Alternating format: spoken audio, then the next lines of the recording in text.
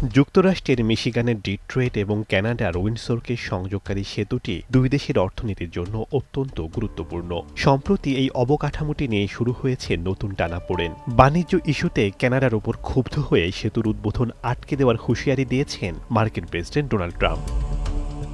তবে সেই উত্তেজনা প্রশমনে সরাসরি কথা বলেছেন কানাডার প্রধানমন্ত্রী মার্ক কার্নি। মঙ্গলবার সকালে ট্রাম্পের সাথে আলোচনার পর তিনি গণমাধ্যমকে জানান, পরিস্থিতি শিগগিরই স্বাভাবিক হবে, যদিও সমাধানের সুনির্দিষ্ট কোনো রূপরেখা এখনও প্রকাশ করা হয়নি।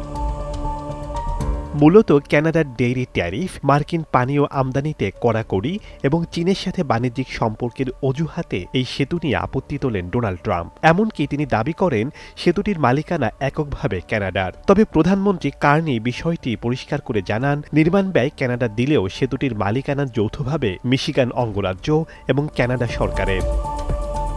2018 সালে শুরু হওয়া এই মেগা প্রকল্পের কাজ প্রায় শেষের দিকে। মার্কিন হোমল্যান্ড সিকিউরিটি বিভাগ বলছে, এই রুট চালু হলে যানজট কমে বছরে প্রায় $1,27,00,000 সাশ্রয় হবে। মিশিগানের ব্যবসায়িক গোষ্ঠীগুলো সেতুটিকে এ প্রজন্মের সবচেয়ে গুরুত্বপূর্ণ অবকাঠামো হিসেবে অভিহিত করেছে।